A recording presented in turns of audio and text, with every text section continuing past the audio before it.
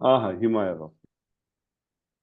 Hello and welcome to another episode of Armenian-American Perspective. I'm Martin Harutyunyan, filling in today for Grigori Yagnukyan, and this is a bi-weekly program that we have exploring uh, the issues concerning Armenia and Armenian Americans in particular.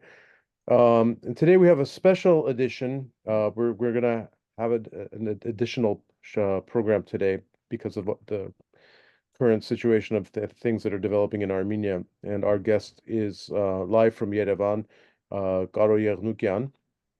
Garo Yernukyan is an Armenian American from New York, now living in Armenia with his family for a number of years now. He is an attorney and an entrepreneur. Garo, welcome to Armenian American Perspective. Thank you. Welcome. Um, Happy Easter.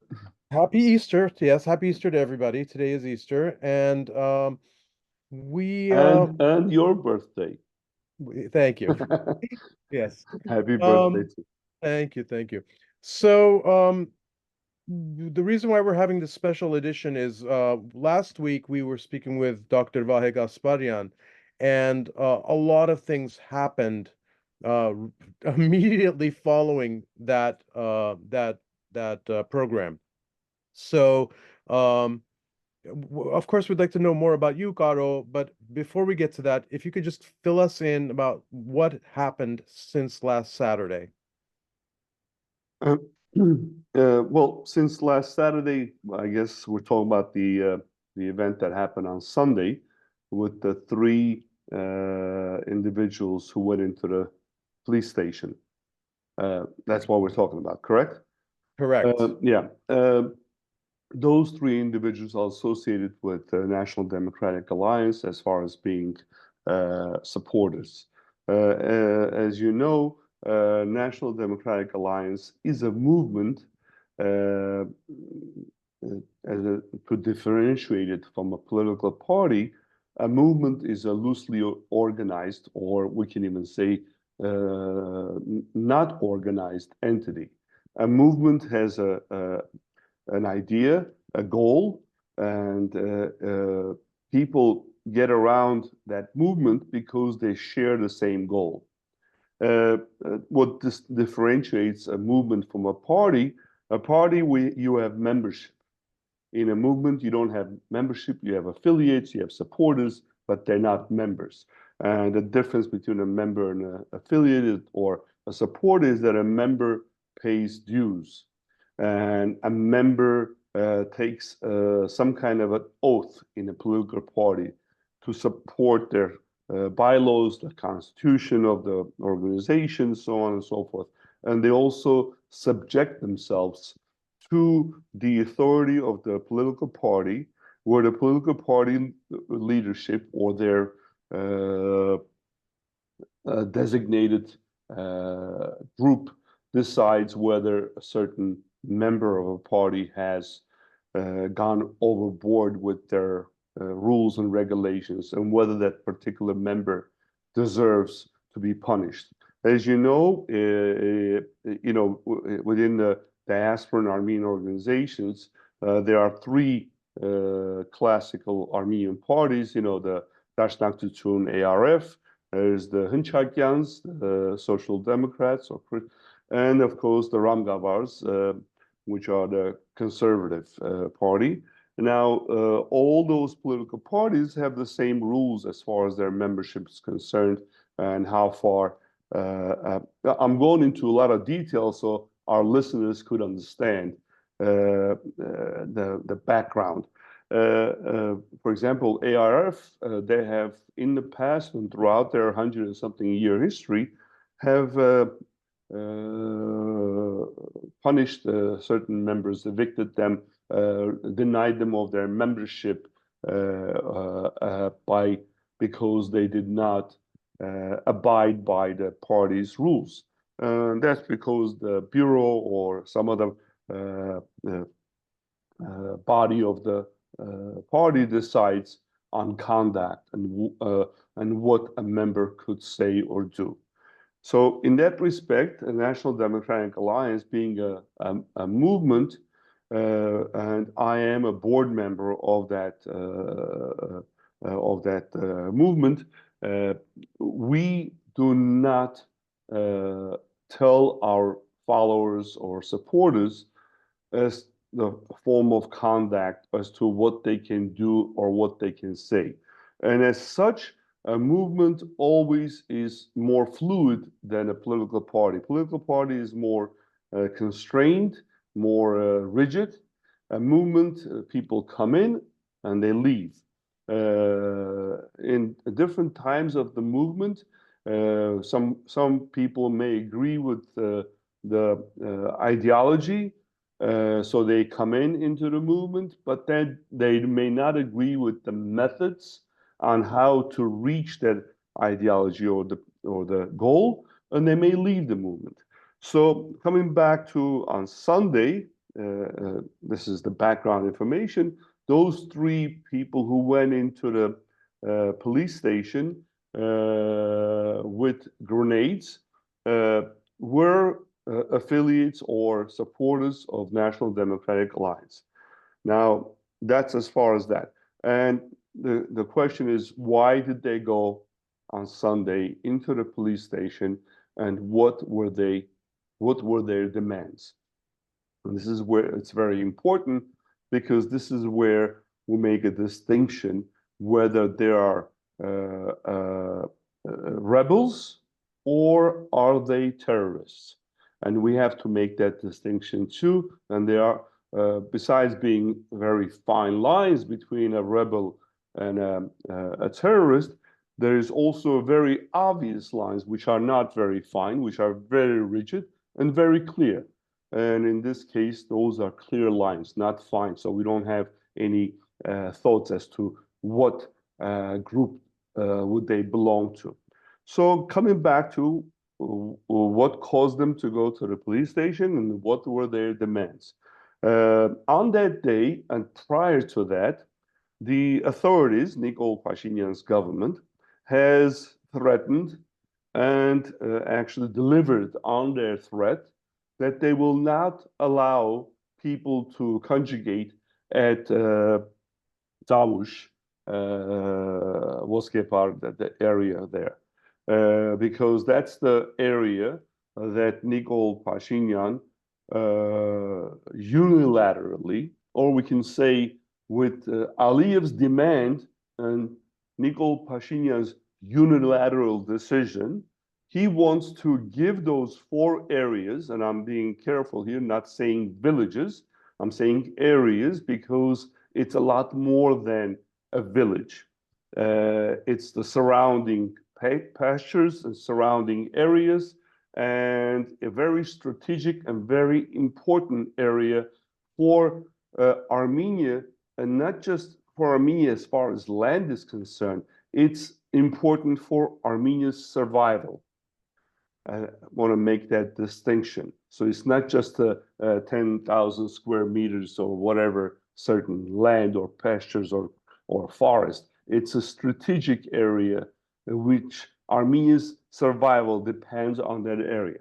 So obviously there was a lot of pushback on that from the Armenian population, especially those Armenians who had served in the army, who had participated in the wars with Azerbaijan, because those are the guys who actually spilled their blood for that land, which is Armenia, which is Armenian, has been Armenian, and always will be Armenian. So Nikol Pashinyan unilaterally wants to give this land away to Azeris, because Aliyev demanded it from him, and because he's threatening the Armenian population at large, that if he doesn't give those 4 geographic areas to Azerbaijan, then there is an imminent danger of war starting. Not only imminent danger, he even said it may start in a few days. By the way, those few days have gone by and the war has not started, just for your information. So he threatened or terrorized the Armenian population with a threat of war if he doesn't give those lands away. And of course, as I said, the Armenian people and especially those who had served in the army, who fought the wars, be it the first Artsakh War or the 44-day war, they revolted, so to speak, in a very civilized way. They went to that area to have a physical presence to prevent Nikol Pashinyan's treasonous moves of surrendering land to Azerbaijan. In other words, they went there to prevent it with their bodies. And I want to emphasize this, that not one single person who went to Tavush, to that area, was armed or threatened physical violence towards anyone. So what did Nikol Pashinyan do? Nikol Pashinyan arrested on that day Martakan Yekhpayrutun. There is such an organization which Military Brotherhood. Military Brotherhood. These are all people who had served in the army or served or fought the wars, and they were the vanguard, so to speak, of the resistance, popular resistance of against the Nikol Pashinyan's government for their move to give those lands.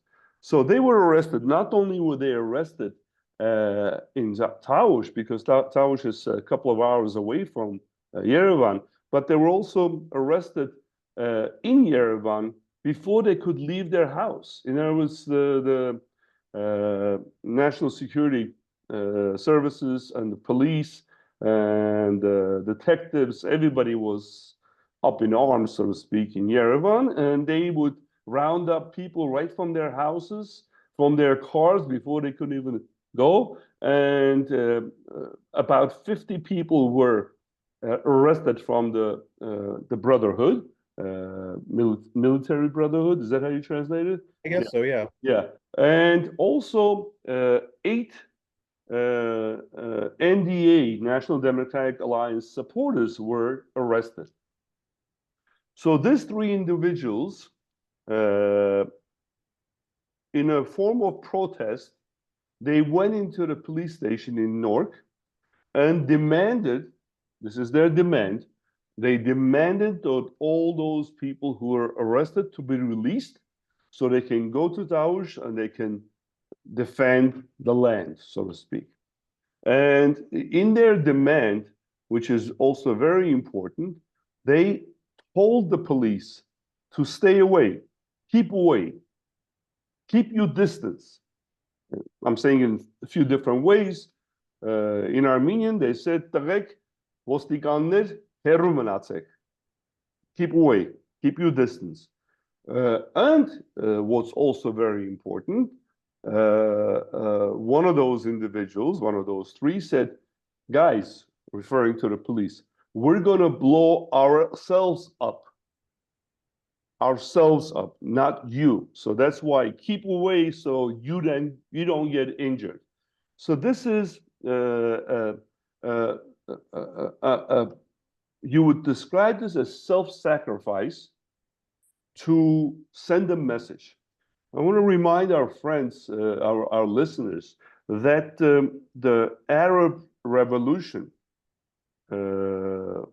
that occurred, it started in Tunisia.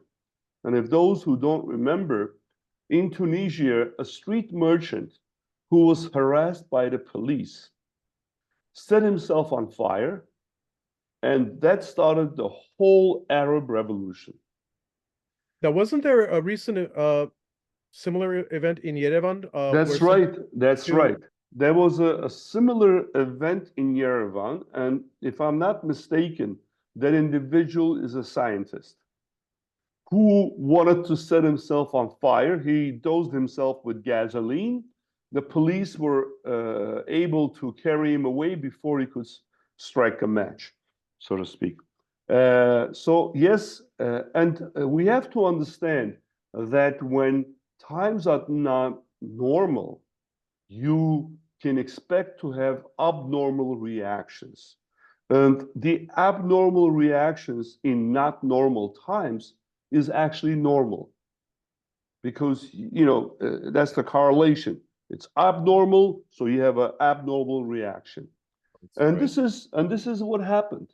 I'm not justifying their act because I personally am against self-sacrifice. Uh, you know, if it's up to me, I'd rather take away 10 Turks before I kill myself.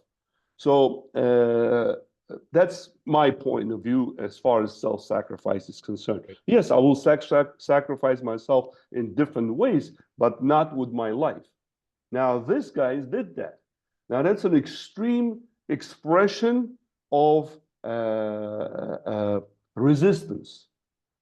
That's what those guys were doing. They were resisting the government oppression against people's free will, free speech, and freedom of movement.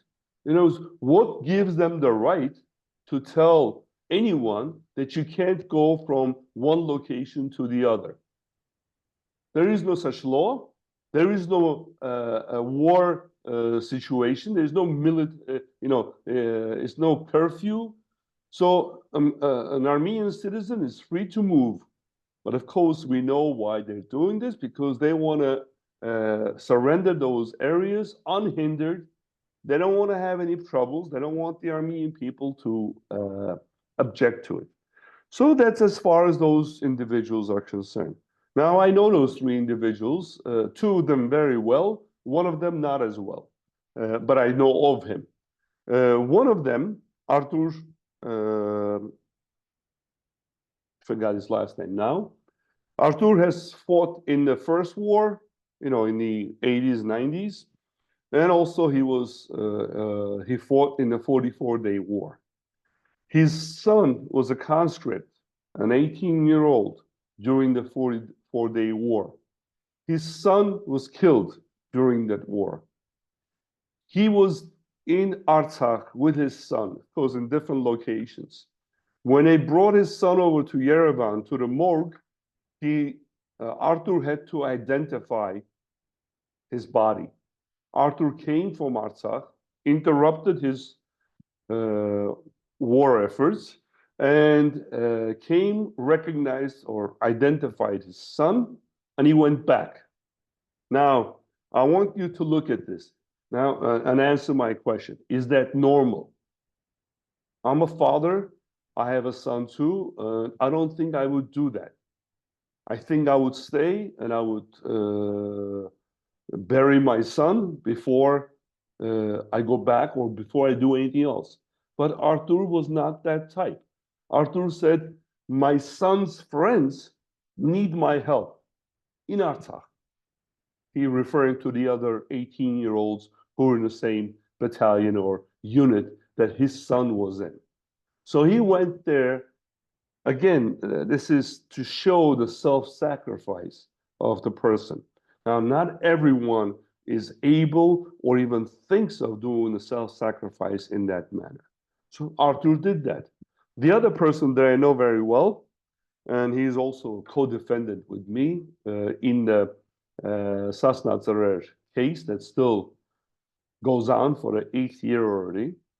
And most people don't know that the Sasna Zarers, the daredevils of Sasun, that their cases are still in court because most people think that since Nikol Pashinyan came to power and toppled Serge Sarkisyan's regime in 2018, that the Sasna Zarers defendants were all free. That's far from the truth.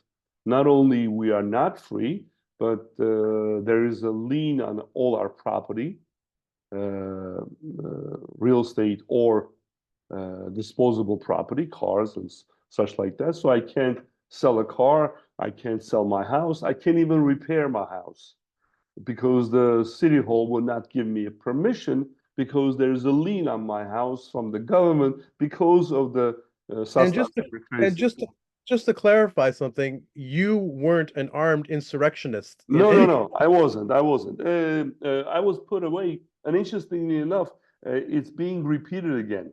I was put away 2 days after the revolt or the insurrection, and it was on the 19th of July 2016. 2 days later, and there's a specific reason why I was arrested because I defunct or I took apart the government's attempt to label Sasnatzer as terrorists. And I'll get to that. But before I do that, I want to return to Vartkes, the Right. other co-defendant with me. Vartkes is a professional military man. He served, he not only fought in the First War, he fought in the 44-day war. He has been in the army, if I'm not mistaken, for 25 years. He went,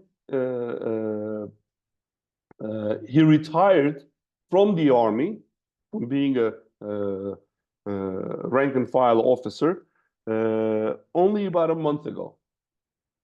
So for 25 years, he served in the Armenian army as an officer. And he served in a very, very dangerous area, which is near the area that he was going into, which is north of Sevan, which is the closest area to the border with Azerbaijan. We have a very narrow sleeve of land between northern part of Sevan Lake and Azerbaijani border, and that's where he was serving. Anyway, coming back to this whole, and this is what I want to tie in with that, my arrest in 2016. Now we are seeing a demonization of National Democratic Alliance, where immediately all the government talking heads and their media, and as you know, in Armenia, the media is controlled by two groups. You can lump them together as one because they're all against National Democratic Alliance in that respect. That's what they have in common. But if we have to divide them into two categories, one category is quote unquote pro-government, government-controlled media, such as the public TV, public radio, plus a number of TV stations owned by oligarchs that are loyal to the Nikol Pashinyan. That's on one end. On the other end, you have the so-called past leaders, or the fifth column, as they call it in Armenia, which are represented by at least two of the figureheads, Serge Sarkisyan and Robert Kocharian, and of course, all their associates. And their associates are many. They own many TV stations. Serge Sarkisyan's son-in-law, which in Armenia called Mishik. Mishik owns Armenia and a number of other TV stations. So the whole media is monopolized. So here you had the media, government officials, parliamentarians, pro-government parliamentarians, immediately coming out and labeling this act as a terroristic act. Now, the law requires that someone is innocent until proven guilty, and that proof is only when there is a court judgment. Not only there is no court judgment, a judge has not designated the act as a terroristic act or those people as terrorists, but there has not even been an official claim by the prosecutor saying that the charges against those people are for terrorist acts. And the reason why it's not a terroristic act, because in order for it to be labeled as a terrorism, there need to be a few things. Number one, there has to be a threat. That threat has to be either a very viable threat, which is imminent to occur, or on the other hand, even though the person who is making the threat was just kidding, let's say, but the person who hears the threat, this joking threat, takes it seriously, that is also considered terrorism, with one exception. And in a US legal system, they call that exception the eggshell theory. In other words, if you're so sensitive that if I scream in your ear and you get terrorized by that, and then the judge has to look into your mental state to determine whether you are under normal circumstances, would a normal person be terrorized? And if they find that you didn't act normally, you have an eggshell as a nerves, then it would not be considered terrorism. But the intent, that's why let's forget about this joking thing, Let's go to the serious one. There has to be an intent to terrorize. Now, intent to terrorize has to be very clearly expressed. It cannot be a convoluted thing. It has to be very clear. And the other people who hear it, they must be terrorized. So if you have a grenade in your hand, and by the way, let's not forget that these people, why did I give that background? I didn't talk about the third person. The third guy is a younger guy, also fought in the 44-day war. He had a few concussions during the war. And I don't know if you know the results of the concussion is that sometimes your nerves are on the edge. These people know how to use a grenade. They've used it many times successfully against the enemy. So if they wanted to terrorize the police with that grenade, or if they wanted to injure, because the injury, see, you may want to terrorize them, but you don't have an intent to injure them. But let's say you have an intent to injure them also. So if these guys had the intent to injure or to terrorize, they would not have thrown the grenade under their feet. And by the way, the police report says Artur Movsesyan, I just remembered his last name, Movsesyan, dropped the grenade in front of his feet. This is the police report. Now, there's you have to pay attention to the word drop. Drop means you drop in front of you something. To throw means you take a swing, the way you do a baseball, right? You throw a baseball or you throw a grenade. So in this case, he didn't throw, he dropped it. And he dropped it in front of his feet, and he was the most injured. A part of his lung was removed because he had injuries to his chest and to his feet. So he's recovering now in the hospital. So this is, as I said, self-sacrifice. And it was very obvious from their statements that they did not intend to terrorize anyone. They were asking for attention, and they had their demand. Their demand was to release the people who were arrested, who were trying to go to Taush for the resistance. And of course, in their demand, they were demanding Nikol Pashinyan's removal or his arrest for being a traitor. That was one of the demands also. So this is the story on these guys. And as I said, the whole government media and the whole machine was trying to demonize National Democratic Alliance by, first of all, claiming that this was a terroristic act, and second, by associating the movement with those three individuals, by claiming that it was the movement that has orchestrated or has directed those individuals. The movement, as I said, is a fluid body. It's not an organized thing. Yes, we do have a board, and yes, I am a board member. But I found out, just like all the other board members, and there's 8 of us right now, we all found out about this from the TV and from the newscast. We had no prior knowledge that they had any intention. And to prove that point, when we realized who they were by watching TV, we realized that they were our supporters. And the young guy, not what is or Arthur, but Stepan. Stepan was the young guy. Stepan was friends with one of our board members' son, Armenian-American board member.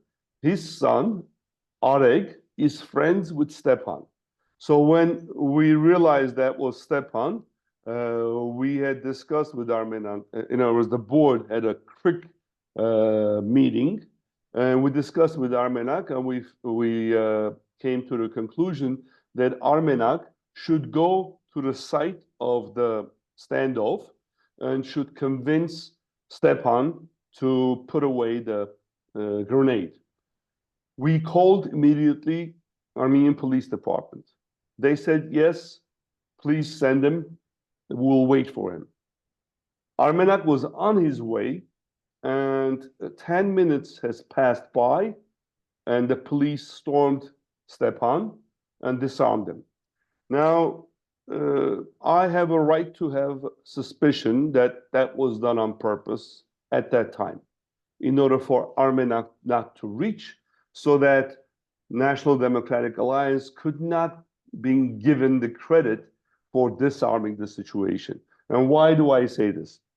The videos are very clear.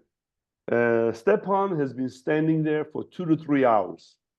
For 2 to 3 hours, there were, and by the way, when you watch those videos, you realize how unprofessional the Armenian Police Department is. They're talking with him. I mean, if he's a threat, right? If he has grenades and you believe that he is unstable, because that's what they announced officially. They officially announced that Stepan was an unstable person, that he was mumbling things. They couldn't understand what he wanted. They couldn't understand what he was demanding. Meanwhile, we have the recording where it's clear what he said. Guys, stay away, police. We're not here to harm you. We're going to harm ourselves. This is what he said. So if the police were fearful of their life, they wouldn't act that way. I mean, you have someone, yeah, you have someone who is a threat to you, you would be more careful and you would not act. And if nothing changed in those 2 to 3 hours, they could have disarmed him the same way 2 hours before than what they did. And he didn't have to drag on for 2 to 3 hours, if that's the case. So I have the suspicion they did that so that our board member, Armenian-American, could not reach there. Garo, this is all very important, and I have many more questions to ask you. Unfortunately, we are at the end of our time for this segment. Right. So what I suggest is we'll get off the call now, and we'll come back and resume in a part 2, because there's still so much more to talk about on this subject. Yeah.